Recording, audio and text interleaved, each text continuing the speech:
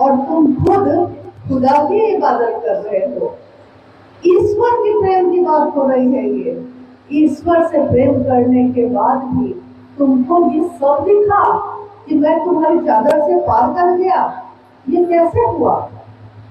वो व्यक्ति स्तब्ध हो गया, देखता रह गया।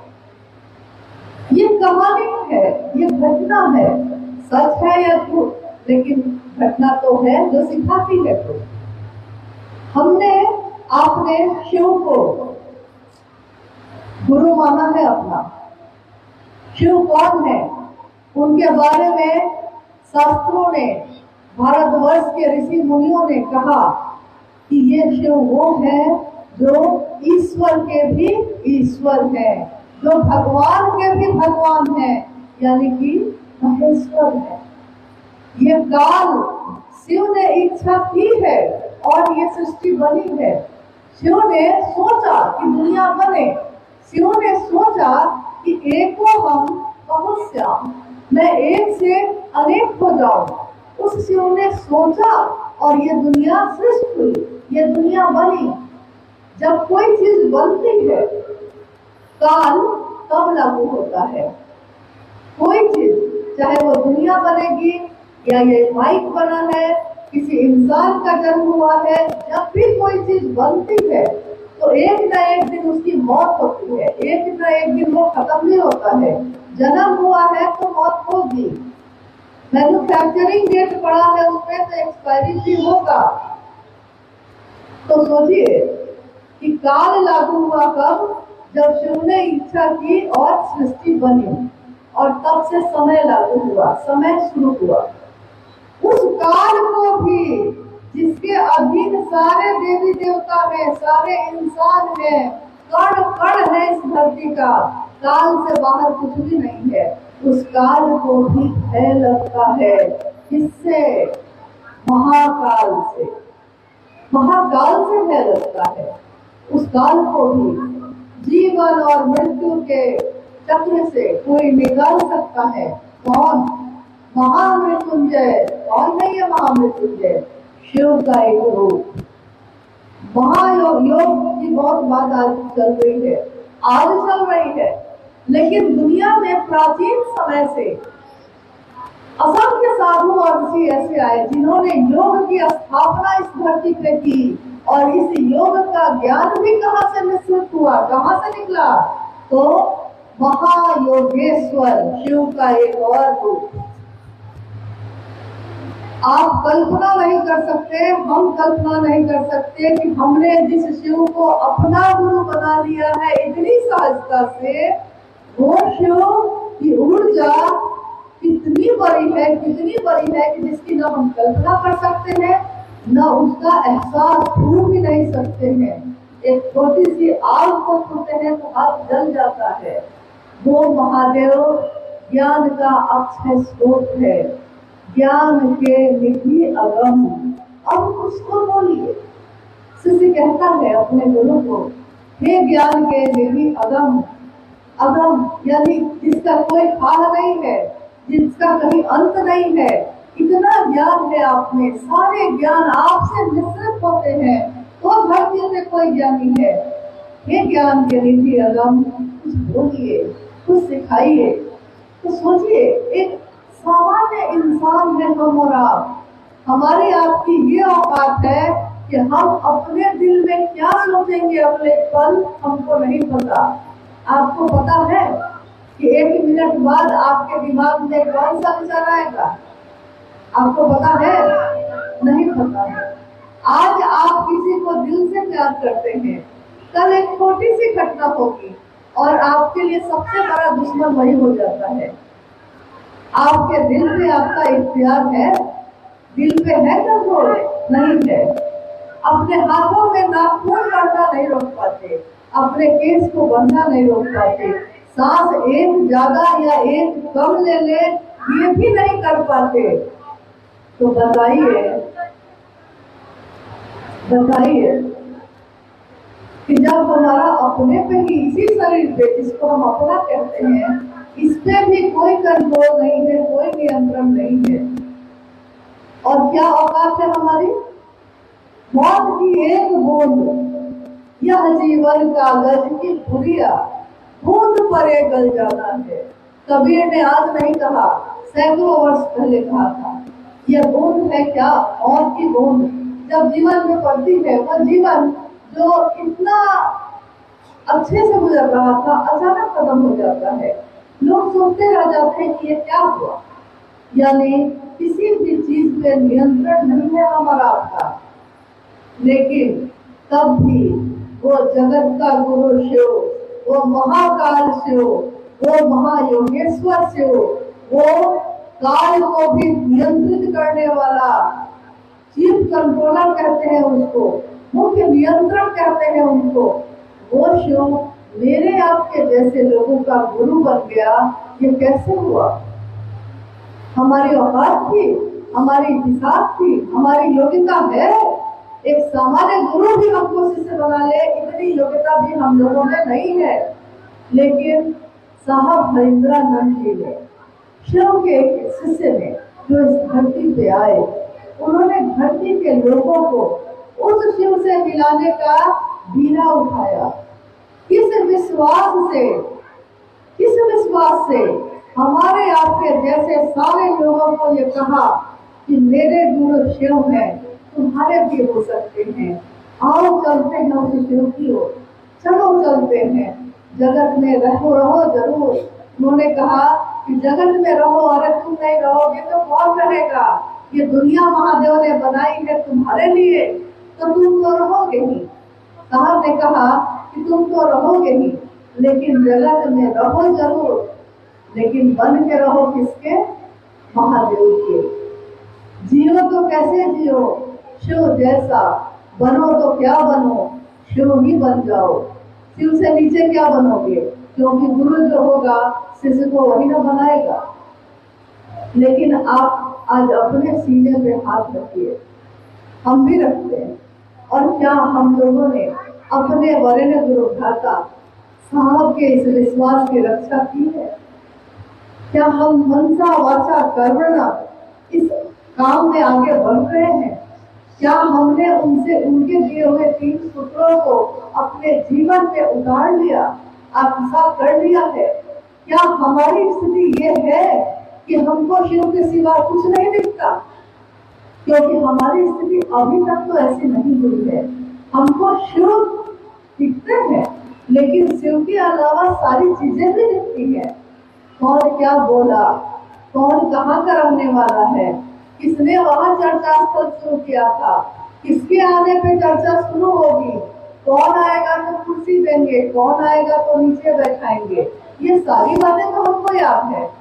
महादेव के शरण में जाके खूंखार शेर भी अपने जन्मजात स्वभाव को भूल जाता है और उनके चरण में जाके शांत हो जाता है। सांप जो डसम है, जिसकी प्रवृत्ति जहर है, जिसके रग रग में, वो अपने जन्मजात स्वभाव को भूल जाता है। शिव भाव में शिव के नजदीक जाकर ऐसे जाता है कि शिव उसको अपने गले में ही धारण कर लेते हैं।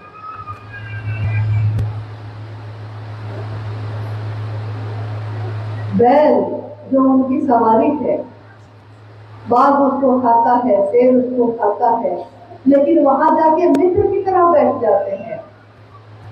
हम लोग जरा अपनी तरफ देखें कि क्या हम सबके अंदर जो शिव उतरा है उसने ऐसा भाव पैदा कर दिया है कि हमको हर व्यक्ति में वही शिव दिखता है। किसी की आलोचना, किसी का अपमान, किसी के बेइज्जती हम पे कोई असर नहीं डालती। अगर ऐसा है कि नहीं डालती, तब तो शिव की शिष्टांतरिक है, तब तो महादेव का सानिध्य रंग लाया है। नहीं पीसते हैं, मेहंदी रंग लाती है पीस जाने के बाद। पत्थर पे जब उसको पीसा जाता है तो उसका रंग निखरता है। क्या हम सबका रंग शिव के रंग जैसा निखर रहा है? हाँ, अगर निखर रहा है तब तो इससे सुंदर बात कुछ भी नहीं है। लेकिन अगर कहीं इसमें कमी हो रही है तो हम लोगों को अपनी तरफ देखने की जरूरत ज्यादा है। दूसरों की तरफ देखते देखते अपनी तरफ देखना ही भूल गए। साहब ने कहा कि अपनों की चिंता हमको सताती है और अपनी यात्रा विस्मृत हो जाती है। अपनों की चिंता, मेरा पति, मेरा घर, मेरे लोग सब ठीक रहे, सब ठीक रहे, लेकिन अपनी यात्रा के बारे में हमने क्या सोचा है? जैसे ही हम कहते हैं आध्यात्म, आध्यात्म क्या है? ये अपनी खोज, अपने को जानने का विज्ञान। हम कौन है, मैं कौन हूँ, मैं कहाँ से आया, क्यों आया, कहाँ चला जाऊंगा, किस निमित्त आया, किस कारण आया। क्या एक जगह बैठकर शोर मचाना हमारा स्वभाव है, या शिव भाव में जाकर शांत हो जाना हमारा स्वभाव है? क्या है हमारा स्वभाव? हम शिव के अंश हैं, शिव जो अघोर है, अघोर ऐसे जिनको दुनिया इधर से उधर हो जाए और उनके मन पे इसका कोई असर नहीं होता। हम शिव के शिष्य हैं, हमारी स्थिति क्या है? आज इस संगोष्ठी में हम लोग कोशिश करेंगे कि अगर कोई जिज्ञासा आई है तो उसमें भी बात करें, और जितना संभव होगा उतना आपके प्रश्नों का उत्तर देने की कोशिश करेंगे।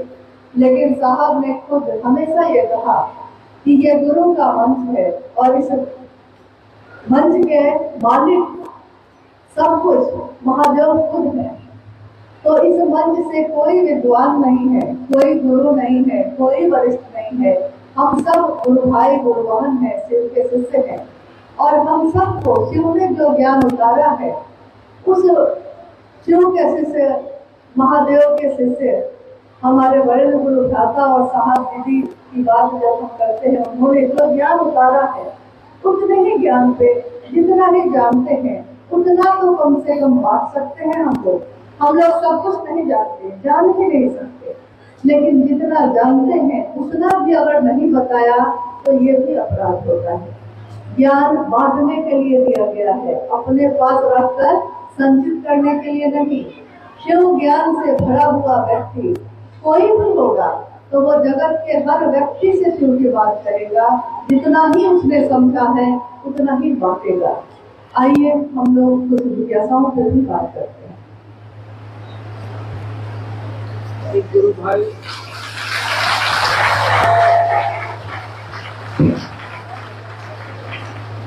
गुरु भाई ये जानना चाहा है, इस काल खंड में जिज्ञासा गौर से सुनेंगे भाइयों और बहनों, और उत्तर उससे भी ज्यादा गौर से। इस काल खंड में साहब श्री हरिंद्रानंद जी ने शिव को अपना गुरु बनाने के लिए जनमानस को प्रेरित किया, परंतु लोग आज भी उनके बारे में सही जानकारी नहीं रखते हैं। इसका क्या कारण है? साथ में इन्होंने जानना चाहा है कि मान सम्मान, वैभव, धन संपदा सब कुछ है ही, तो शिव को गुरु बनाने की आवश्यकता क्या है? शैलेश गुरु भाई सराय के।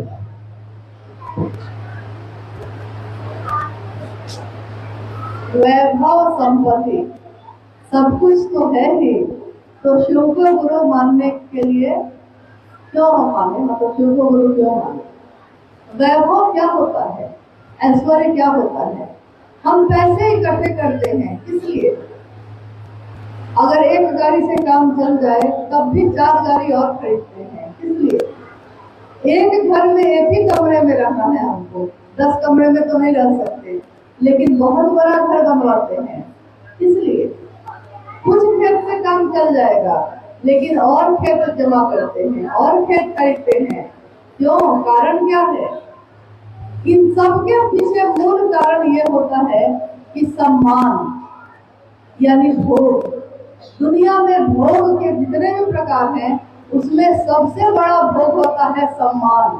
हम सारा कुछ छोड़ पाते हैं लेकिन सम्मान नहीं छोड़ पाते। तो वैभव तो है आपके पास, अगर पैसे हैं तो वैभव है, दुनिया जिसको कहती है। लेकिन दुनिया जिसको कहती है वो शिव की नजर में तो कुछ भी नहीं है। दुनिया की नजर में है, लेकिन दुनिया की नजर में भी क्या? भारत में रहिए तो रुपया चलता है ना, नोट चलता है 500 1000 का, और 100 200 का 1 2 रुपए। लेकिन भारत के बगल में चले जाइए, नेपाल या भूटान चले जाइए या किसी और देश में चले जाइए, भारत के अलावा दूसरे देश में जाते ही वही रुपया चलता है जो भारत में चलता है। धरती पे रहते हुए ही वो पैसा भी आपके काम नहीं आता। जहां सीमा रेखा दूसरी हुई कि पैसे का वैल्यू खत्म, नहीं चलेगा। चलिए, ये तो दुनिया की बात हो गई। फिर भी गुरु क्यों माने तब हम? क्योंकि रावण ने भी मांगा था सोने की लंका। कहानी है कि उसने गृह प्रवेश की पूजा में ही दक्षिणा मांग ली थी कि मुझको ये सोने की लंका ही दे दीजिए। महादेव ने दे दिया, महादेव ने उन्होंने दे दिया और उसको संभालने का ज्ञान नहीं मांगा। वैभव मांग लिया, सोने की लंका मांग ली, लेकिन सोने की लंका का संचालन कैसे करेंगे इसके लिए ज्ञान तो मांगा ही नहीं था। मोटरसाइकिल खरीद ली, मोटरसाइकिल चलाएंगे कैसे इसका ज्ञान तो प्राप्त किया ही नहीं। जमीन खरीद ली है, खेती कैसे करेंगे उसका ज्ञान है ही नहीं। तो ज्ञान नहीं है तो खेत है लेकिन बंजर है, क्योंकि आता ही नहीं है। राशन घर में रखा हुआ है और खाना बनाने नहीं आए तो क्या होता है? राशन रखा हुआ है, चूल्हा भी है, खाना बनाने का ज्ञान नहीं है। तो पता चलता है कि एक बार हम लोग के यहाँ भी हुआ था, बहुत दिन पहले हुआ ये कि साहब का तबादला पटना से हुआ था रांची। 2000 की घटना है। भाई सोमंदर जी भी बैठे हैं। अनु भैया जो साहब के बड़े पुत्र हैं वो और ये लोग 3-4 लोग साहब के साथ रांची आए। अब खाना बनाने में तो कोई एक्सपर्ट था नहीं। एक दिन इन लोगों ने सोचा कि हलवा बनाते हैं, तो हलवा बनाने चले तो बेसन का हलवा बनाते हैं के चक्कर में बेसन जो रखा और घी और चीनी इतना ज्यादा रख दिया उसमें कि जिस छोलनी से चलाते हैं वो छोलनी ऐसा फंस गई बेसन में कि पूरा का पूरा बेसन ही उसमें लपेटा हुआ है। बन ना सका हलवा, सब कुछ था लेकिन बन नहीं सका। देखिए, हर क्षेत्र में ज्ञान की जरूरत होती है। हमको आपको जीवन मिला है।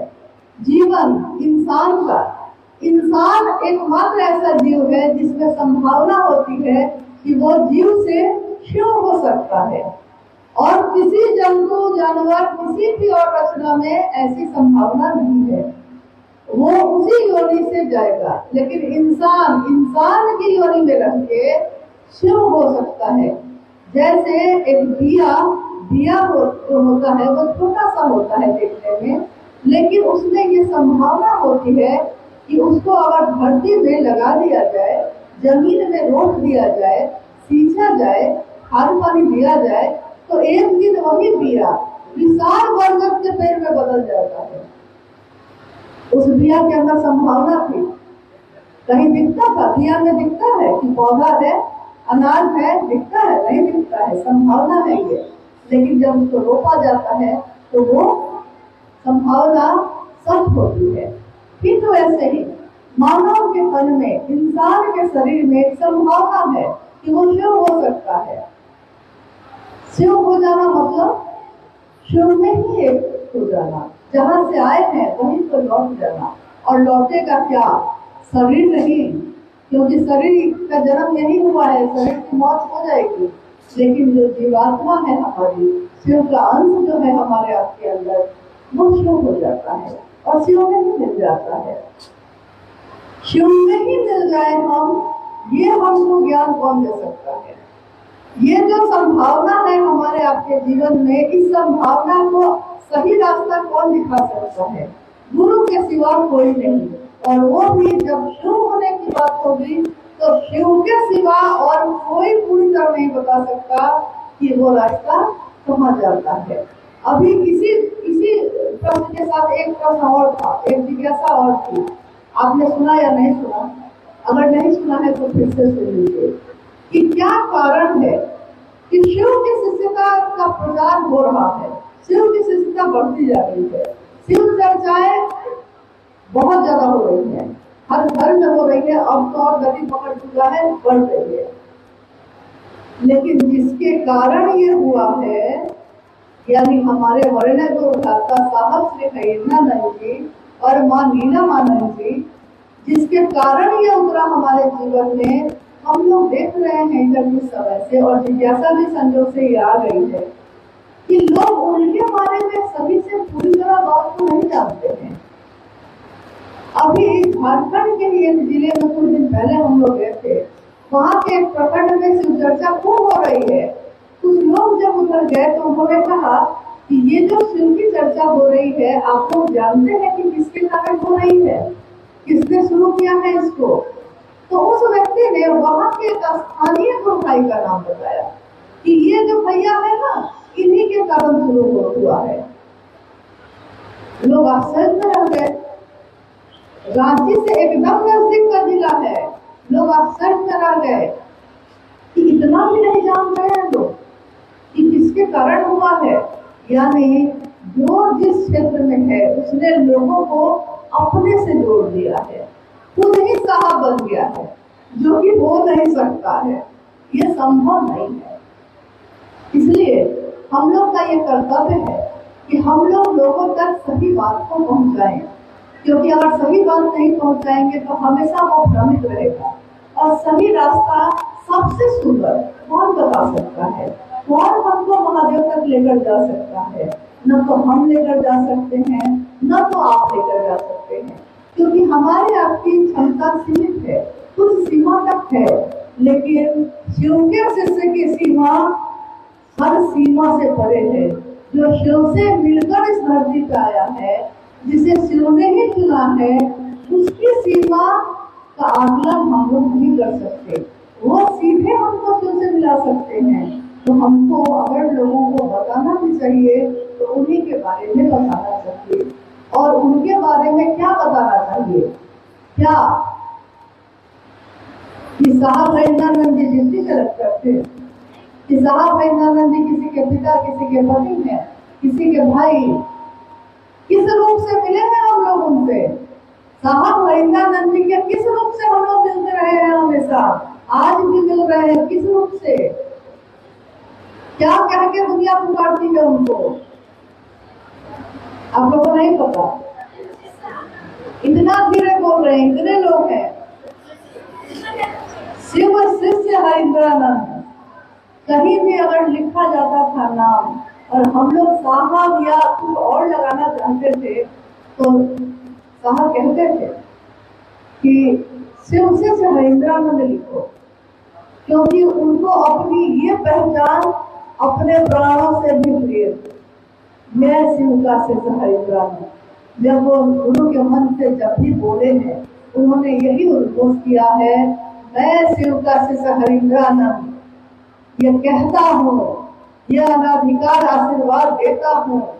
ये जो ऊर्जा, ये जो बोली है, वो शिव के शिष्य की बोली है। और उन्होंने कहा है हमेशा कि मुझसे जब भी मिलना चाहोगे, इसी रूप से मिल सकोगे, वो भी मन से मिल सकोगे, शरीर से नहीं। तो शिव के शिष्य हरिंद्रानंद का जन्म धरती पे इस संसार में कब हुआ, कहाँ हुआ, कौन उनके माता पिता रहे, उनकी परवरिश कैसे हुई, उनके जीवन की घटनाएं कैसे हुई, किस तरह चमत्कारिक घटनाओं ने उनके जीवन को मोड़ा है और किस तरह उन्होंने 1972 में शिव को अपना गुरु माना है। क्या आप सारे लोग इस बात को जानते हैं? अगर नहीं जानते हैं तो बोलिएगा। क्या सारे लोग इस घटना को जानते हैं? साहब खैरनानंद जी का जन्म कहाँ हुआ था और कब हुआ था? शुरुआत हम लोग इसी से करते हैं। क्या आप में से कोई बता सकता है? नहीं, एक हाथ उठा है, दो, चलिए 2-3 हाथ उठ गया। अच्छा चलिए, कुछ हाथ और उठ गए। साहब खैरनानंद जी का जन्म 31 अक्टूबर 1948 को बिहार में एक जिला है सिवान, उस सिवान के अवलोरी ग्राम में हुआ। वो अपने माता पिता की पहली संतान और उनके पिता का नाम डॉक्टर विश्वनाथ सिंह है, माँ का नाम राधा देवी है। और उनके पिता उस समय बिहार झारखंड एक ही था। उनके पिता एजुकेशन डायरेक्टर थे, शिक्षा विभाग में जो डायरेक्टर का पद होता है वो थे। पहली संतान होगी। कहानी लंबी है लेकिन हम लोग थोड़ा अभी समय का अभाव है, थोड़ा कम से बताते हैं। लेकिन मेरा निवेदन होगा कि कम से कम उनके बारे में लिखी हुई किताबों को आप लोग पढ़िए, क्योंकि हर चीज को हम पैसे से नहीं तोड़ सकते।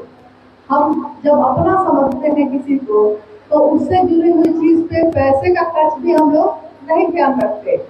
सब्जी रोज खरीदते हैं कि नहीं? हम लोग सब्जी हम लोग खाते हैं, रोज खरीदते हैं। 100, 200, 300, 400 का तो खरीद ही लेते हैं, नहीं? यहाँ तक कि बच्चे के साथ बाहर निकले हैं तो हम ये खाएंगे, हम ये खाएंगे। 500 का सामान खरीदे हैं और उसको खिला दिए हैं, घर लौट आए हैं। एक बार भी सोचा है हमने कि कितना पैसा खर्च हो गया? नहीं सोचा है। मेरा है ना, मेरा है। और जो सबसे जरूरी बातें जहाँ लिखी हैं, क्योंकि बार बार तो कोई आ नहीं सकेगा, बता नहीं सकेगा, तो क्यों नहीं आप खुद ही उन चीजों को रखते हैं जिससे आपको सही जानकारी मिले। अनविल आकर किताब में सारी चीजें लिखी गई हैं। आओ चले शिव की ओर किताब में साहब ने खुद शिव के शिष्यों को संबोधित करते हुए एक एक बात शिव के गुरु पद से लेकर दया, याचना, नमन, तीनों सूत्र के बारे में, शिव के हर पहलू के बारे में, उनके विभिन्न स्वरूप के बारे में, आदि गुरु शिव, जगत गुरु शिव, गुरु, सदगुरु, जगत गुरु, सबकी परिभाषा क्या है, शिव के शिष्यों के लिए इसका क्या मतलब है, सब कुछ उसने लिखा है, अंकित किया। तो मेरा निवेदन होगा कि आप उसको पढ़िए जरूर, क्योंकि आप जब नहीं जानिएगा तो आने वाले समय में और लोगों को भी आप बता नहीं सकिएगा। और जब मूल चीज भी हम लोग से हो जाएगी तो आगे जो हम कहेंगे, क्योंकि ऊर्जा न तो मेरे बोलने से है न तो आपके बोलने से है, ऊर्जा उस बात में है जो शिवशेष हरिनारायण साहब ने धरती पे लोगों को कहा है। उनकी वाणी में वो ऊर्जा है, उनकी शब्दों में वो ऊर्जा है, उनके दिल के जो भाव है उसमें वो ऊर्जा है, शिव के लिए जो प्रेम है उसमें वो ऊर्जा है। तो जब तक हम उस ऊर्जा से नहीं मिलेंगे तब तक हम शिव तक कैसे पहुंचेंगे? साहब ने कभी नहीं कहा कि मुझको पकड़ो, साहब ने कभी नहीं कहा कि मुझसे मिलना। क्या आप में से किसी ने कहा है कि साहब ने कहा है कि मुझसे मिलना जरूरी है? कभी नहीं कहा उन्होंने, आज भी नहीं। कभी उन्होंने फोन करके किसी को नहीं बुलाया। उन्होंने कहा जो उनसे मिला उसी को उन्होंने कहा कि जाकर अपनी जगह पे दूसरों से कहना, तुम भी दूसरों से कहना, ईश्वर को अपना बना ले, क्योंकि इससे सुंदर बात और कुछ नहीं हो सकती। तो मेरा कहना है कि उनके जीवन के बारे में, उनके जीवन की घटनाओं के बारे में आप लोगों को जरूर बताइए, क्योंकि अगर ये नहीं बताइएगा तो यही होगा कि कुनबे में हम बटेंगे और क्षेत्र में एक एक लोग ऐसे खड़े हो जाएंगे। वहाँ के लोग उन्हीं को साहब समझेंगे, उन्हीं को भैया समझेंगे, उन्हीं को दीदी समझने लगेंगे। मेरा निवेदन है कि कृपया इस बात की रक्षा आप लोग जरूर करिएगा कि कम से कम साहब और दीदी का जो सम्मान है शिव शिष्यों के दिलों में सुरक्षित, वो सम्मान अक्षुण्ण बना रहे, हमेशा बना रहे। और हम आने वाली पीढ़ी को भी बताएं कि कौन इस धरती पे आए, उन्होंने क्या बांटा लोगों के बीच और क्या देकर चले गए। साहब ने कहा कि मैं इस धरती से कभी नहीं जा रहा हूँ। उन्होंने हमेशा कहा कि मेरे गुरु शिव ने मुझको आदेश दिया कि तुम जो करते हो दूसरे को करने को कहो। उन्होंने इस धरती में भेजा ही मुझको इसलिए कि मैं आऊँ और यहाँ के लोगों को महादेव की तरफ भेजूं। तो जब मेरे गुरु ने ये आदेश दे दिया है, मेरे गुरु ने ये नहीं कहा है कि तुम भी आ जाना, तुम लोगों को भेजते रहना, मेरी तरफ प्रेरित करते रहना। जब ये कहा है तो मैं कहाँ जा रहा हूँ? मैं कभी नहीं गया हूँ। और आज भी उनकी ऊर्जा, उनकी गति, उनके बोल हर सिर्फ शिष्यों के दिलों में गूंजते हैं और आज भी सारे लोग उनके साथ चल रहे हैं, वैसे ही उससे भी तेज, उससे भी अच्छी गति से। तो साहब के बारे में, दीदी माँ के बारे में लोगों को जरूर बताइए। अगर आपको नहीं पता है तो जैसा मैंने अभी पूछा कि जन्म कहाँ हुआ, आपको नहीं पता है। बाद में वो उनकी पढ़ाई लिखाई जहाँ जहाँ होती रही और बचपन में ही एक घटना ऐसी हुई चमत्कार की कि उस घटना ने उनके मन को मोड़ दिया, चमत्कार सीखने की ओर, अज्ञात को जानने की ओर। ये अज्ञात क्या है, हम कहाँ से आते हैं, हम कहाँ को जाते हैं, ये फूल खिलते क्यों हैं, मुरझाते क्यों हैं, ऐसे असंख्य सवाल उनके दिल में पैदा हुए और उन्होंने इसकी तलाश शुरू की। जब वो बचपन में ही अपने बालक स्वरूप में ही थे, उनके घर में एक व्यक्ति आए जो उनके पिताजी से मिलने आए थे और उस व्यक्ति से उन्होंने जानना चाहा कि वो क्या करते हैं। उस व्यक्ति ने एक खरीका, जो छोटी सी लकड़ी से दांत साफ करते हैं हम लोग, एक खरीका हाथ में लिया और जमीन पे पटका। जैसे ही वो खरीका जमीन पे पटकाया, वो खरीका सांप में बदल गया, सांप में बदल गया। अब मेरे आपके सामने या हम बच्चे के सामने अगर कोई ऐसी घटना हो जाए कि खरीका किसी ने ऐसे पटका और वो सांप में बदल जाए, तब क्या हालत होगी? तो साहब इंद्रानंद जी जो बालक थे वो चीख पड़े, वो घबरा गए, उनको लगा कि ये क्या हो गया। तो उस व्यक्ति ने देखा कि बच्चा घबरा गया है, तो उसने कहा कि अरे बबुआ कुछ ना सब ठीक हुआ, कुछ नहीं थे। कह के फिर उन्होंने देखा कि वो फिर से खरीका में बदल चुका। लेकिन ये बात उनके मन में बस गई कि ये हुआ कैसे। उस व्यक्ति ने कहा कि चमत्कार है ये। साहब ने कहा मुझको भी सीखना है चमत्कार। उन्होंने कहा कि मैं जब बच्चा था और जैसे कोई बच्चा ट्रॉफी के लिए रुक जाता है, बैलून के लिए रुक जाता है, उसके लिए उस समय बैलून ही बहुत बड़ी चीज होती है। तो मेरा मन, जो बालक मन था, वो सोचने लगा कि मैं चमत्कार सीखूंगा और जब मैं बड़ा बन जाऊंगा तो मैं बहुत बड़ा बाबा बनूंगा। साहब कहते कि मैं सोचता था कि मैं बाबा बनूंगा, मैं गेरुआ वस्त्र पहनूंगा, हाँ बड़े बड़े माला पहन के चिमटा लेके ऐसे बैठूंगा, लोग आएंगे मेरे पास अपनी समस्या लेकर, मैं कहूंगा जा तेरा कल्याण हो बच्चा।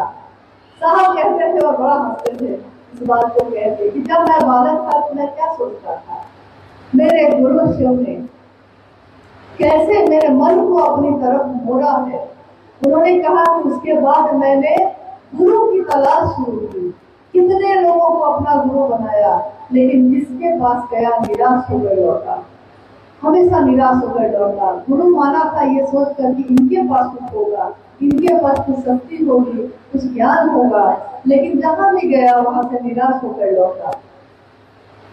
बालक से युवा हो गए, वो जवान हो गए, कॉलेज में पढ़ने लगे, लेकिन इस बीच में जिसको अपना गुरु माना, उन गुरुओं ने जो कहा, साहब ने सब कुछ किया विश्वास करके कि गुरु हैं ये, सही बताएंगे।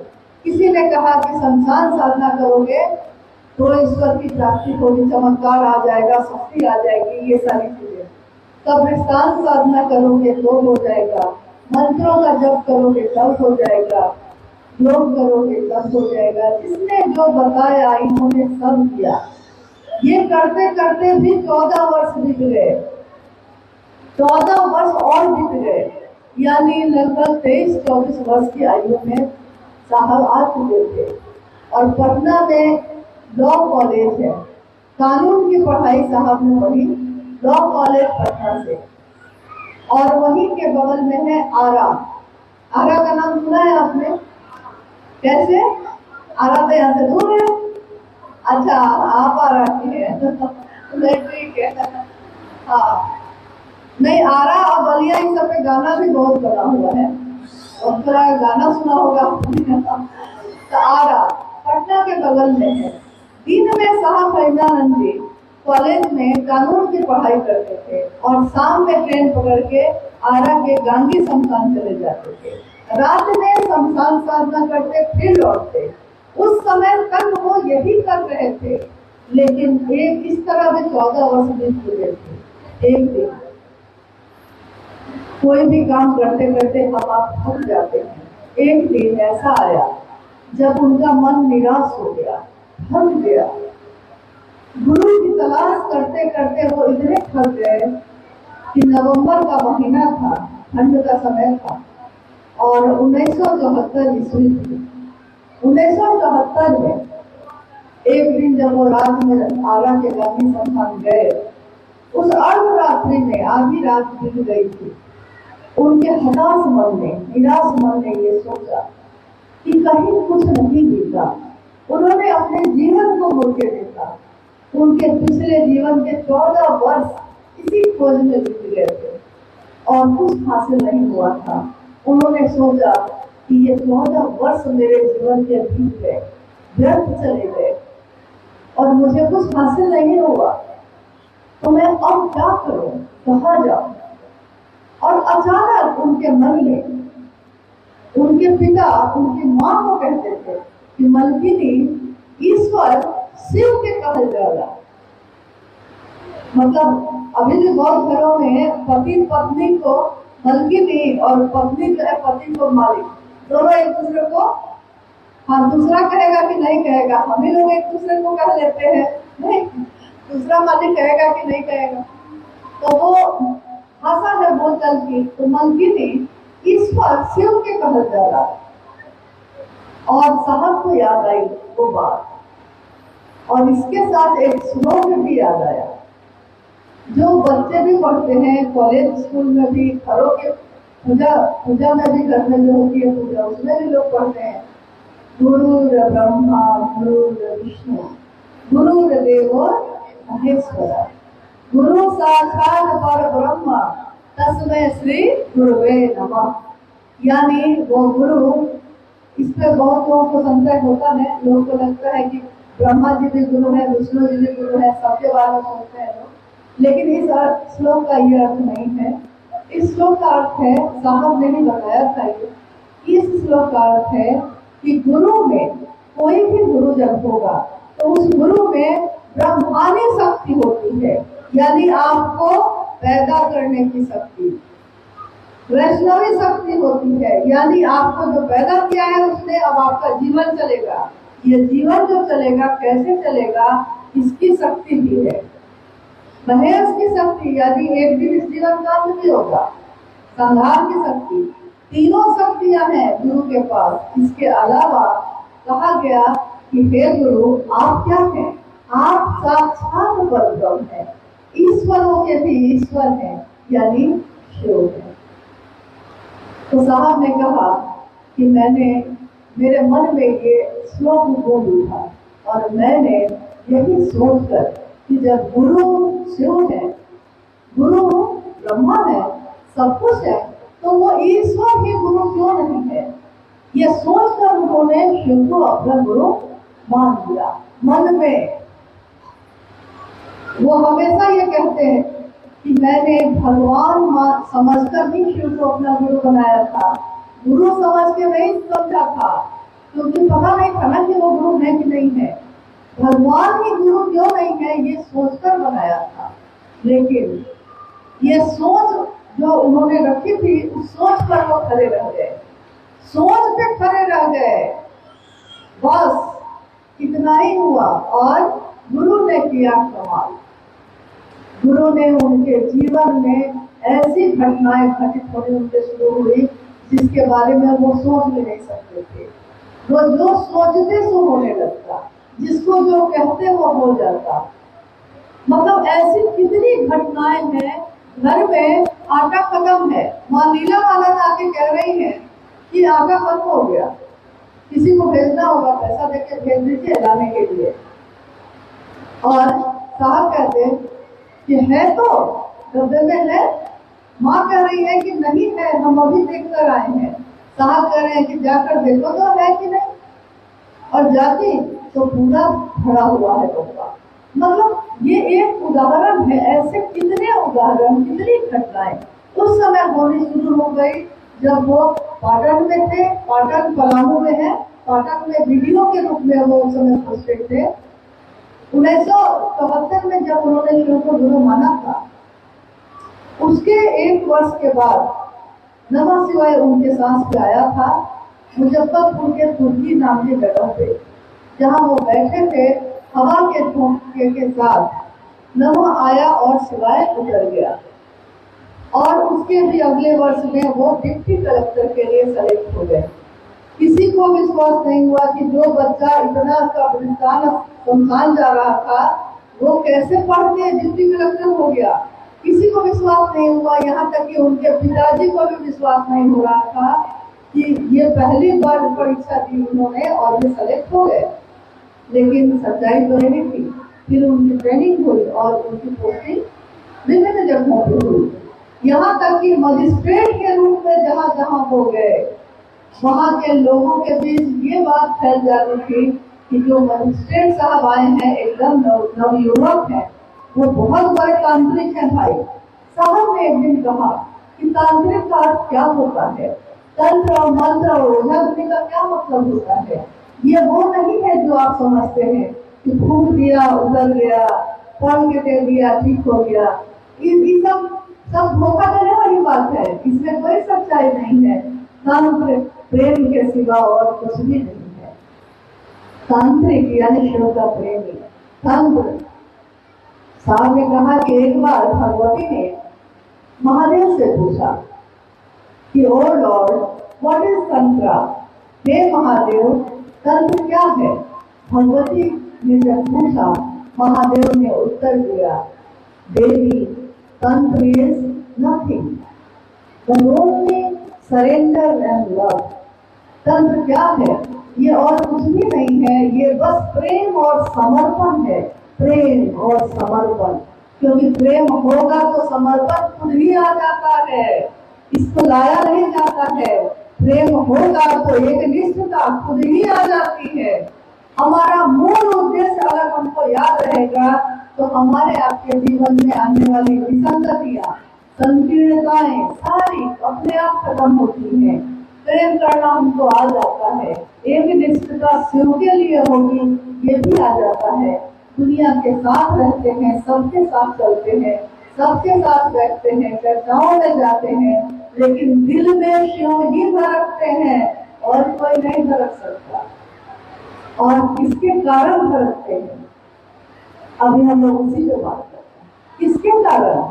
क्योंकि महादेव तो जब से ये दुनिया बनी, दुनिया ही बनी उनके कारण, तो दुनिया से पहले से महादेव है।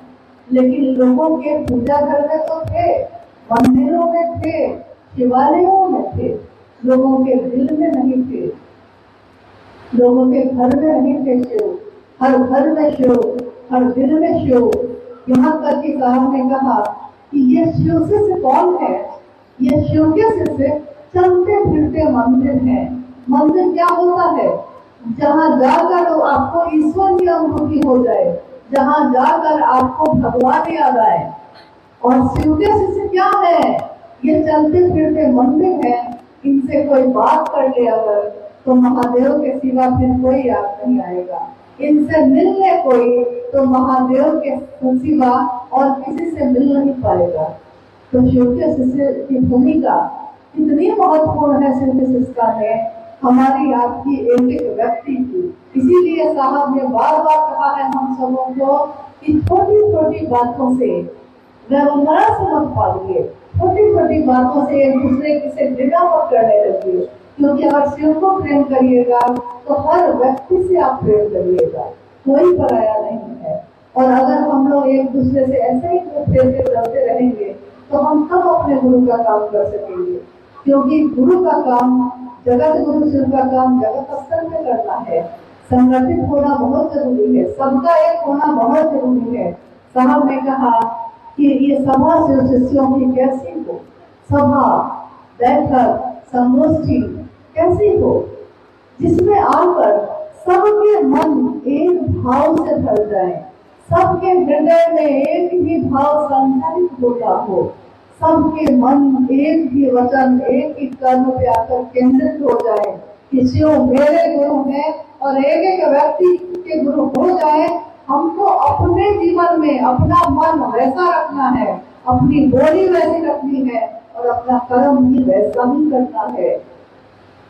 नहीं तो आपको सुन के लगेगा कि कुछ जगहों पे जहाँ पे महादेव की बात हो रही है, लेकिन जैसे ही छोटी सी कोई बात होती है लोगों के मुंह से गालियां निकल रही है एक दूसरे के लिए। ये हम कुछ नहीं कर रहे हैं, हमने जो साहब से वादा किया है उस वादा के खिलाफ काम कर रहे हैं। सोचिए तो, क्या सारे लोगों ने साहब का साथ दिया था? क्या सारे लोगों ने, सारी दुनिया ने साहब को सिर्फ प्रेम किया था? नहीं, किसी ने अपमान भी किया, किसी ने तिरस्कार भी किया, किसी ने साथ देकर धोखा भी दिया है उनको, किसी ने उनका नमक खाकर नमक हरामी नहीं की है। लेकिन साहब ने कभी उसके लिए अशुभ नहीं सोचा, साहब ने उसके लिए कभी गलत कुछ नहीं बोला। तो हम सबको क्या करना चाहिए? क्या हमको और सुंदर अपने जीवन को करना चाहिए, या जब खराबी होना था तो घर में बैठ के हो जाइए? शिव की चर्चा में क्यों करते हैं? क्योंकि शिव की चर्चा में अगर इस तरह का माहौल दिखेगा तो दूसरे लोग भी शिव से नहीं जुड़ पाएंगे। यहाँ तक कि वो ये कहेंगे कि शिव चर्चा करने वाले लोग ऐसे ही होते हैं कि घर में कुछ और होते हैं और चर्चा स्तर पे कुछ और करते हैं। यहाँ कलंकित कौन हो रहा है? यहाँ उंगली किस पे उठी? हम पे, आप पे, या गुरु शिव पे?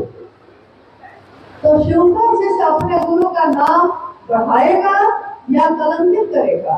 क्या करेगा? बढ़ाएगा। और आज भी हम लोग साहब के साथ ही हमेशा गए हैं, आज भी साहब के साथ ही आ गए हैं। साहब से ही ये वादा है आपका, मुझसे नहीं, आपने से नहीं, उन्हीं से आपने ये वादा किया है। हम सिर्फ उसको याद दिला रहे हैं। भूलिएगा मत कि आपने किससे ये वादा किया। और ये सिंधी शिष्यता हमको, आपको सभी संकीर्णताओं से मुक्त करती है, एक दूसरे को गले लगाने की विधा है। एक दिन होली आता है तो हम लोग दुश्मनी फूल के गले लग जाते हैं, एक दूसरे को रंग लगाने लगते हैं। नहीं, होली के दिल मिल जाते हैं, रंगों से रंग मिल जाते हैं, दिल मिल जाते हैं। और शिव की शिष्यता तो ऐसी रंगीन है, ऐसा रंग है गुरु का कि जो इस रंग में रंगता है वो फिर सबको इसी रंग में रंगता है, दूसरा कोई रंग नहीं है। तो मेरा अनुरोध भी है, बहुत अनुरोध है कि साहब और दीदी माँ ने अपने पूरे जीवन में, क्योंकि अभी जब आप ये भी नहीं जानते हैं कि उनका जन्म कहाँ हुआ, आप ये भी नहीं जानते हैं कि उनके जीवन में घटनाएं क्या क्या हुई, तो आप ये भी नहीं जानते होंगे कि कितने कांटों की चुभन है उन पैरों में, आप ये भी नहीं जानते होंगे। आप ये भी नहीं जानते होंगे कि साहब और दीदी ने डिप्टी कलेक्टर होकर, माँ नीलम आनंद राज परिवार की बेटी और डिप्टी कलेक्टर की पत्नी, यहाँ तो मामूली कोई पदाधिकारी है उसकी पत्नी से मिलिएगा ना तो लगेगा कि इतना अहंकार में फूल होता है लोग कि लगता है कि पति नहीं है, वही खुद है, पति विनम्र है और पत्नी का ही अहंकार बढ़ा हुआ है, ऐसा लगता है। लेकिन जब माँ नीलम आनंद जी से मिलिए तो लगता है कि अगर महादेव ने ममता की मूर्ति बनाई है, ममता की मूर्ति, माँ नाम दिया गया उसको, माँ नीलम आनंद, जिनको हम लोग दीदी कहते हैं, दीदी नीलम आनंद, ममता की मूर्ति, उनके शब्द में, उनके हर कृत्य में ममता की को झलकती। सभी शिव शिष्यों को उन्होंने एक जैसी ममता दी, एक जैसा पोषण दिया।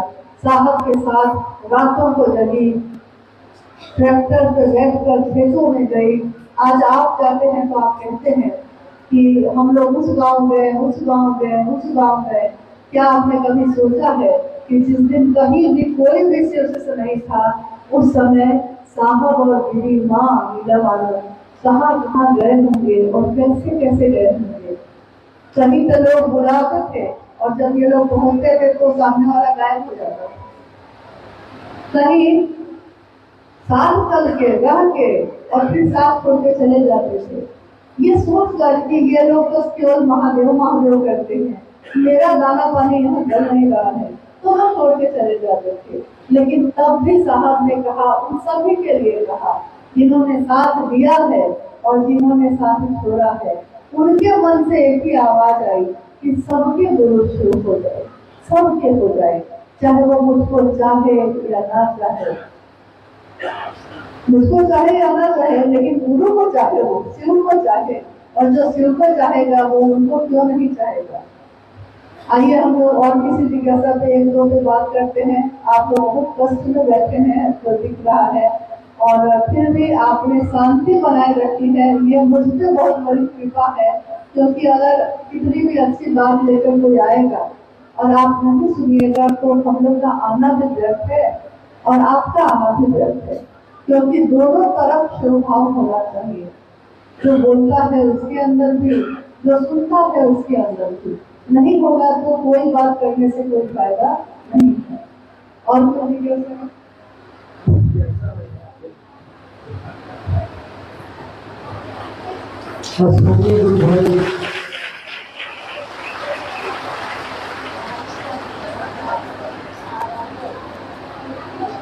गुरुवानों की ओर से जिज्ञासा है कि आस्था रखिए, अंधविश्वास नहीं। इसका क्या अर्थ है? शिव भाव के शिखर की तलहटी में संपूर्ण संकीर्णताएं विरोहित हो जाती है। कृपया समझाने का प्रयास किए। आस्था रखते हैं, अंधविश्वास नहीं। मुझको ये नहीं पता है कि आप क्या रखते हैं, आस्था रखते हैं कि अंधविश्वास, क्या रखते हैं? और आस्था का अर्थ क्या होता है? हाँ, विश्वास। विश्वास अपनी आंखों से देख रहे हैं आप और तब विश्वास कर रहे हैं, अपने दिल से महसूस करते हैं और तब विश्वास कर रहे हैं। आस्था बहुत सुंदर बात है, लेकिन अंधविश्वास इसके ठीक विपरीत है। अंधविश्वास यानी बहुत जगहों पे आप देखिएगा कि लोग भ्रमित करने के लिए कभी झाड़ फूक का बहाना करेंगे, कभी कुछ पढ़ के दे देंगे, पानी पढ़ के दे देंगे, मिट्टी पढ़ के दे देंगे। ऐसा नहीं कि मिट्टी की अपनी ऊर्जा होती है, साधु की अपनी ऊर्जा होती है, ऊर्जा होती जरूर है, लेकिन हर व्यक्ति सही गुरु नहीं होता। इसलिए शिव की शिष्यता में साहब ने कहा कि आपके गुरु शिव का एक और रूप है, वैद्यनाथ का, यानी महावैद्यनाथ कौन है? यानी जितने भी वैद्य पत्ते में औषधि या और चीजें, दवाएं बताने वाले, अंधविश्वास से मुक्त करने वाले कौन है? तो वो भी आपके हमारे गुरु शिव हैं। यानी अंधविश्वास आप बंद करके विश्वास मत करिए, अपने आंख से देखिए, अपने विवेक से सोचिए, आपके हमारे सबके गुरु शिव हैं। शिव का ज्ञान उतारा है सबके अंदर। अच्छे बुरे की समझ देकर जाऊंगा, दूसरों को परखने की नजर देकर जाऊंगा। साहब के लिए देवघर में जब साहब रहते थे तो उनके बड़े पुत्र अनु भैया ने उनके लिए होली के अवसर पे कहा कि मैं आपके लिए कुछ कहना चाहता हूँ। और उन्होंने उसमें कहा कि आप जो इस दुनिया में आए हैं, आप जो इस धरा पे उतरे हैं छोटे से होकर, ये पूरी दुनिया को आपने क्या दिया है? अच्छे बुरे की समझ देकर जाऊंगा, दूसरों को परखने की नजर देकर जाऊंगा। दूसरों को परख लीजिएगा आप, वो सही है कि गलत है, आपको समझ में आएगा। आप खुद से देखिए, आपको समझ में आ जाएगा कि जो मीठा मीठा बोलता है वो मीठा है भी कि नहीं है। जो चर्चाओं में बहुत सुंदर संभाषण दे रहा है वो करने के बाद जीवन में कैसा है, आप अपने नजर से देखिए, परखिए और तब विश्वास करिए। यारों, मैं इस जमाने का संग तलाश हूँ, पत्थर को भी बोलने का हुनर देकर जाऊंगा। इस जमाने का संग तलाश है वो साहब हरिनानंद जी। शिव का शिष्य जो होगा, शिव जिसने जमाना बनाया है, दुनिया बनाई है, और शिव के शिष्य ने अपने गुरु की बनाई हुई दुनिया को ऐसी मूर्ति का रूप दिया है। संग तलाश कहते हैं जो पत्थर के टुकड़े को तोड़ तोड़ के सैनिक हथौड़े से पत्थर के बेकार टुकड़े को देखिएगा कि मूर्ति बना देता है। देखिए हमने मूर्ति बना देता है और उस मूर्ति की पूजा होती है। पूरे जमाने के लिए नहीं कहा जा रहा है कि पूरे जमाने के ही संतरास है वो, पूरी दुनिया को शिव जैसा सुंदर रूप देने के लिए चले हैं जो, और उन्होंने हमारे आपके पत्थर जैसे जीवन को भी बोलने का हुनर दे दिया। हर पत्थर बोल उठा है। लोग कहते हैं कि पत्थर पे ध्रुव नहीं उड़ सकती, कहते हैं लोग ना, लेकिन पत्थर पे भी ध्रुव उड़ाने की विधा है शिव की शिष्यता। वो पत्थर को भी पिघलाती है, पत्थर पे भी शिव का निशान छोड़ती है और वहां भी हरियाली उठाती है। हमारा आपका जीवन क्या था? पत्थर ही तो था। हम जीते थे, एक जानवर भी जीता है, वो भी पैदा होता है, उसके भी जीवन, उसके भी बच्चे, उसकी भी मौत होती है। हमारे भी ऐसे ही जिंदगी थी, लेकिन उस जिंदगी में एक प्राण फूका है साहब ने, शिव की शिष्यता की जीवंत सुगंध, शिव की शिष्यता की बगिया जो आज लगी है शिव के शिष्यों के रूप में, उसको बनाने वाले साहब और दीदी माँ है। हम उन सबको नमन करते हैं उनको, और उनसे यही कहते हैं कि वो हमसे हमेशा अपना ये आशीर्वाद बनाए रखें जो उन्होंने कहा। उन्होंने लोगों से हमेशा कहा कि मैंने शिव को चाहा, शिव ने मुझको चाहा, शिव ने मुझको चुना, लेकिन मैंने फिर शिव को जो चाहा है तो फिर उसको चाहने के बाद फिर और किसी को चाह न सका, और शिव के लिए ही शिव को चाहा है, इसलिए शिव की चर्चाएं करता हूँ, इसलिए शिव की बात करता हूँ। लेकिन हमारी आपकी स्थिति वैसी नहीं है। हम आप शिव के बात करते हैं, शिव को चाहते हैं, लेकिन उस स्तर पे नहीं कि उसके सिवा फिर कुछ और ना चाहें। हम चाहते हैं, लेकिन उसके साथ साथ हम दूसरी चीज भी चाहते हैं। हम ये भी चाहते हैं, हम वो भी चाहते हैं, हम सब कुछ चाहते हैं। और शिव की चर्चा भी करते हैं तो ये सोच के करते हैं कि इधर का इलाका मेरा होगा, इधर का क्षेत्र मेरा होगा, इस प्रखंड में मैंने बनाया है लोगों को, और तुम क्या बात करोगे, तुमको तो मैंने खड़ा किया है। ऐसी भाषा भी आपको सुनने को मिल जाएगी कि अरे आप क्या बात कीजिएगा हमसे, जब आपको चलने नहीं आता था शिव सिस्टम में तो मैंने ही तो चलना सिखाया है। उस समय बोलने वाले लोग ये भूल जाते हैं कि उनको चलना किसने सिखाया। उनको या ऐसे असंख्य लोगों को ये गिर के चलना, चल के गिरना, फिर से चलना साहब हरिंद्रानंद जी ने सिखाया है। तो हम अगर कृतज्ञ होंगे तो अपने गुरु शिव के लिए होंगे, और अपने बड़े गुरु भ्राता साहब हरिंद्रानंद जी, माँ नीलमानंद जी के लिए होंगे, और उनके लिए होंगे तो सबके लिए होंगे। बस जरूरत इतनी है कि हम ये समझ जाए कि हमको किसके लिए होना है। कोई ना कोई किसी को जोड़ता ही है, लेकिन इसका ये अर्थ नहीं है कि वो अपने पीछे लोगों को चलाने लगे। ये कभी नहीं करना चाहिए। ये एक आध्यात्मिक अपराध है। साहब ने बार बार इसकी चेतावनी दी है कि किसी गुरु भाई गुरु बहन को, शिव के शिष्यों को अपने पीछे मत चलाइए, क्योंकि आज आपकी डाली सूखी नहीं है, हरी है, कल सूखी हो जाएगी, कल टूट जाएंगे। तब जो आपको पकड़ के बैठा है वो भी गिरेगा कि नहीं गिरेगा, वो भी टूटेगा कि नहीं टूटेगा। आज हम कहते हैं ये भैया बहुत अच्छे, ये दीदी बहुत अच्छी, तो हम अब किसी और से नहीं मिलना है और इसी के साथ चलेंगे। ठीक है, बहुत अच्छी बात है, लेकिन अगर वो टूट गया तब तो आपकी यात्रा नहीं गई। तो चलिए सबके साथ, सम्मान सबका करिए, प्रणाम सबको करिएगा। जो शिव को प्रणाम करेगा वो दुनिया के हर शहर को प्रणाम करेगा, जो शिव का सम्मान करेगा वो दुनिया का सम्मान करेगा, शिव की बनाई हुई दुनिया है। लेकिन चलेगा अपने महादेव के पास, उन्हीं के रास्ते पे चलेगा, फिर किसी और के पीछे नहीं। साहब बहुत ज्यादा इस बात के लिए चिंतित रहा किए हैं हमेशा। उन्होंने कहा भी है कि मुझको ये बात बिल्कुल पसंद नहीं आती है कि कोई अपने पीछे किसी को चलाने लगे, क्योंकि चलाना था महादेव के तरफ, चलाने लगे अपने पीछे। अरे महादेव की तरफ चलाओगे तो तुमको भी छोड़ेगा नहीं। कोई महादेव की बात करता है तो लोग उसको छोड़ते हैं, उसके घर जा जाके कहते हैं कि चलिए चलिए आपको चलना ही पड़ेगा, मेरे यहाँ चर्चा करते हैं। नहीं कहते हैं कि नहीं? इसके लिए आपको अलग से प्रयास करने की जरूरत ही नहीं है। महादेव की बात करिए और लोगों की तरफ भी लोगों को भी अपने साथ लेकर चलते रहे।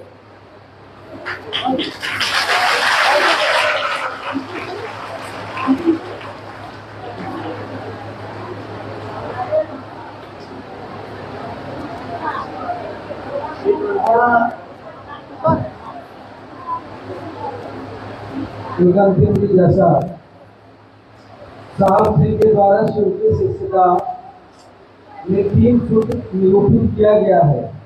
क्या ये तीनों सूत्र गुरु शिव के प्रति कृतज्ञता व्यक्त करने का साधन है? अभी जब हम लोग बच्चा जब 10वां में चला जाता है और उससे मास्टर फिर से पूछता है कि पहला क्लास में जो पहाड़ा याद किए थे वो याद है कि नहीं, तो आप देखिएगा कि बहुत बच्चे भूल जाते हैं। भूलते हैं कि नहीं? बहुत बच्चे भूले जाते हैं। हाँ, 5-10 का पहाड़ा पढ़ते पढ़ते भूल जाते हैं, याद करके रखते हैं, 10वां में चले गए हैं। क्यों ऐसा हुआ? क्योंकि फेरा नहीं गया है। शिव को गुरु बनाने के बाद हम लोग को कहा गया, या हम लोग एक दूसरे को कहते हैं कि 3 सूत्र करिएगा। कहते हैं ये 3 सूत्र क्या है? क्योंकि अगर किसी भी चीज को हम ठीक से समझेंगे नहीं तो फिर उस बात को करने से कोई फायदा नहीं होगा। मशीन की तरह किसी काम को करने से उसका वो रिजल्ट, वो परिणाम नहीं आता है जो आना चाहिए। क्योंकि हम लोग ये कहते हैं कि हम लोग सालों साल से महादेव को गुरु बना के चल रहे हैं, लेकिन हमको दया नहीं हुई महादेव की। कहते हैं ना, हम में से कुछ लोग कहते हैं दया नहीं हुआ भाई, 8 साल हो गया। दया का मतलब वो लोग क्या समझते हैं कि बच्चा नहीं हुआ तो दया नहीं हुई, पति को नौकरी नहीं मिली तो दया नहीं हुई, यही समझते हैं ना। लेकिन पहला सूत्र, तीनों सूत्र जो हम लोग को मिला है, ये साहब के जीवन में जो घटनाएं हुई हैं उन घटनाओं का निचोड़ है ये तीनों सूत्र। पहले बार उनको मिला था नमः शिवाय, लेकिन आप देखिएगा कि तीनों सूत्र में तीसरे सूत्र पे है नमः शिवाय, मतलब प्रणाम करने के लिए। क्योंकि साहब वैद्यानंद जी ने अपने जीवन में देखा कि किसी शास्त्र मंत्र, किसी मंत्रों का जप, कोई साधना आराधना, किसी चीज की जरूरत नहीं होती है, मात्र एक ही चीज की जरूरत होती है, शिव की दया। शिव की दया अगर हो गई कुछ भी हो सकता है। जो आप चाहिए सो वो शिव ही आपका हो गया। तो कायनात में कौन ऐसी चीज है जो मेरी नहीं है? कौन ऐसी बात है जो हम चाहे और न होगा? तो पहला सूत्र साहब ने कहा कि मन ही मन अपने गुरु शिव को ये संप्रेषित करिए, ये कहिए कि हे शिव, आप मेरे गुरु हैं, मैं आपका शिष्य हूँ, मुझ शिष्य पर दया कर दीजिए। पहला सूत्र क्या कह रहे हैं हम लोग? हे शिव, आप, अब मैं आपका, किस पर दया करिए? तो इसमें बेटा कहाँ आ गया? बेटी, माँ कहाँ है कहीं? विद्यार्थी कहता है अपने गुरु से कि ज्ञान दीजिए, मैं आपका शिष्य बन के आया। और शिष्य जाति, धर्म, वर्ण, संप्रदाय, लिंग सबसे परे की बात है शिव की शिष्यता। यानी शिष्य का मतलब ही होता है जो गुरु के आदेश के अनुसार, गुरु के अनुशासन में रहने योग्य हो, जो गुरु के आदेश पर चलने वाला हो। शिष्य वही है, सही अच्छा शिष्य, बढ़िया शिष्य। तो पहले में हम कहते हैं आप महादेव हैं, आप महाकाल हैं। हम ये नहीं कहते, हम कहते हैं कि आप तो महादेव हैं, नहीं कह रहे हैं। हे शिव, आप मेरे गुरु हैं। गुरु मतलब आप जगत के गुरु हैं, आप सदगुरुओं के गुरु हैं। और हमको कुछ नहीं आता है, साधु और तपस्वी और सदगुरु लोग आपके शिष्य हैं, और हम कैसे शिष्य हैं? जिसको कुछ नहीं आता है। लेकिन हे महादेव, दया कर दो, क्योंकि दया ऐसी चीज है मन से अपील एक ऐसी चीज है, दया की मांग एक ऐसी चीज है जो हमको कुछ नहीं आता है, लेकिन तब भी हमको अपना शिष्य बनाइए। ये पुकार कहाँ से करनी है? मन से। हमारा मन ही किसी को अपना समझता है। मन के बारे में साहब ने कहा एक ऐसी मशीन है ये जो दिखाई नहीं देती, अदृश्य है। एक बार साहब ने पूछा कि आपकी, हम कहते हैं ना बच्चे को, आम कहाँ है बाबू? तो वो कहता है यहाँ। नाक कहाँ है? तो कहते हैं यहाँ। मुंह कहाँ है? कहता है यहाँ। साहब ने एक बार पूछा कि ये सब तो मालूम है कि कहाँ है, दिल कहाँ है, दिमाग कहाँ है, सब मालूम है, किडनी कहाँ है, आंख कहाँ है, सब मालूम है, मन कहाँ है भाई? ये मन कहाँ है? सारे लोग चुप हो गए, क्योंकि मन कहाँ है ये तो पता ही नहीं है। ये आज तक किसी को पता ही नहीं चला। रहता है आप ही के साथ, उसी जीवात्मा के साथ, लेकिन किसी को नहीं पता है कि पूरे शरीर में है कहाँ वो। लेकिन सारा खेला उसी का है, क्योंकि हम अपने जीवन में कुछ भी करते हैं तो कहते हैं कि मन है तो करेंगे। आज मेरा मन नहीं करेंगे। आज मेरा मन ये खाने को है, आज मेरा मन ये खाने को नहीं है, तो हम नहीं खाएंगे, कहते हैं ना। यानी आपको नहीं, आपके मन को नहीं अच्छा लग रहा है ये। साहब ने कहा यही अदृश्य मशीन जो दिखाई नहीं दे रही है, लेकिन ये मशीन क्या करती है? हमारे साथ, हमारे शरीर में, जीवात्मा में जो विचार पैदा होते हैं हर क्षण, मतलब आप चुपचाप बैठे रहिएगा शरीर से, लेकिन आपका दिमाग नहीं बैठा रहता है, उसमें पैदा होती रहती है बात। तो उन्होंने कहा कि विचार पैदा करने की मशीन है, और विचार जो मेरे गुरु हैं ये भी एक विचार है। पैदा दिमाग में होता है विचार, लेकिन जाता है ये रास्ता दिन तक, क्योंकि तब विचार भी अगर बार बार ये करते रहे हम, किसी को आप मेरे हैं मैं आपका हूँ, मुझ पे दया करिए, तो एक दिन हमारा मन ही उसको पकड़ लेता है। जैसे साहब से किसी ने पूछा कि साहब महादेव हमको कैसे पकड़ेंगे? तो साहब ने कहा कि मैं पान खाता हूँ, देखते हो ना, पहले मैं पान नहीं खाता था, लेकिन जब शादी हुई, ससुराल गया, तो राज परिवार का घर था। घर में देखिएगा जमींदार परिवार या राज परिवार में सारे लोग पान खाएंगे, महिलाएं भी खाती हैं। तो साहब ने कहा कि एक खा लीजिए मेहमान बाबू, दो खा लीजिए मेहमान बाबू। करते पान खाना शुरू किए थे हम। अब पाने हमको खा रहा, पाने हमको पकड़ लिया। जब पान मुझको पकड़ सकता है, शुरू हम किए थे एक दो से, पान ये मुझको पकड़ लिया, तो महादेव महादेव करते करते महादेव हमको आपको नहीं पकड़ेगा, किसको पकड़ेगा वो? पहला सूत्र मन को महादेव से पकड़ाने की विधा है, और महादेव की दया होती है, महादेव के लिए भाव पैदा होता है, तब हम आप जो चर्चा करते हैं, यानी दूसरा सूत्र, शिव की चर्चा खुद को भी समझाना है, दूसरे को भी समझाना है। दूसरे को समझाने में खुद समझते हैं, इसको बताया उन्होंने साहब ने कि किसी को चौक पे पहुंचाने जाइएगा, कोई कहता है कि चौक पे जाना है, हमको देखा हुआ नहीं है, पहुंचा दीजिएगा, तो आप कहते हैं ना कि हाँ चलिए चलिए पहुंचा देते हैं। पहुंचाने में आप पहुंचिएगा कि नहीं? चौक पे किसी को पहुंचाने जाइएगा, उसको पहुंचाने में आप पहुंचिएगा कि नहीं?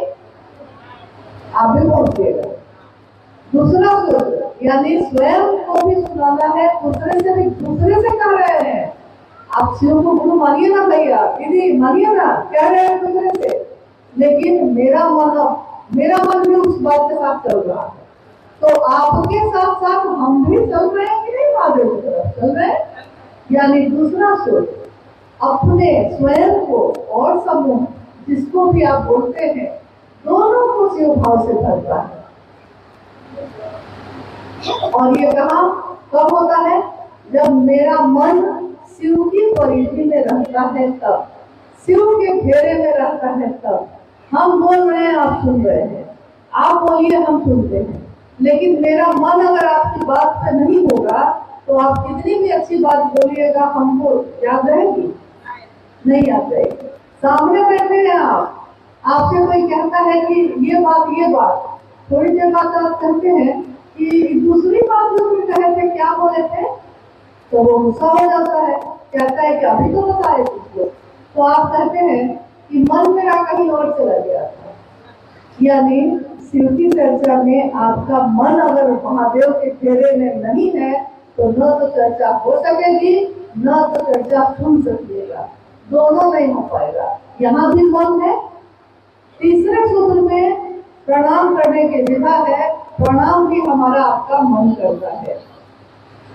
और मन अगर प्रणाम की स्थिति में नहीं है तो हाथ जोड़ के प्रणाम करने से या पांव छू के प्रणाम करने से प्रणाम नहीं होता है। ये औपचारिकता होती है, ये शिष्टाचार होता है, लेकिन प्रणाम हमारा आपका मन करता है। किसी के लिए आदर, किसी के लिए सम्मान और श्रद्धा हमारा मन रखता है, तो हम उस मन को, ये तीनों क्रिया मन पे हो रहा है, देखिए ध्यान दीजिएगा इस बात पे। लेकिन हम लोग क्या कर रहे हैं, माला पकड़ के बैठे हैं, तो माला पे ही क्या है कि दाना इधर तो नहीं हो गया, दाना उधर तो नहीं हो गया। सांस लेने बैठे हैं, सामान्य तो अब बैठे हैं, अब दाहिने बैठे कि बाएं बैठे, ये सोचते हैं। पूरब बैठे कि पश्चिम, आंचल से ढक के करें कि चादर से ढक ले, नहीं, करना था प्रणाम और करने लगे प्रक्रिया। मतलब प्रणाम मन से होगा, सो के भी आप कर सकते हैं, लेटे लेटे भी कर सकते हैं। प्रणाम आपका मन करेगा, आपके शरीर का कोई अंग नहीं।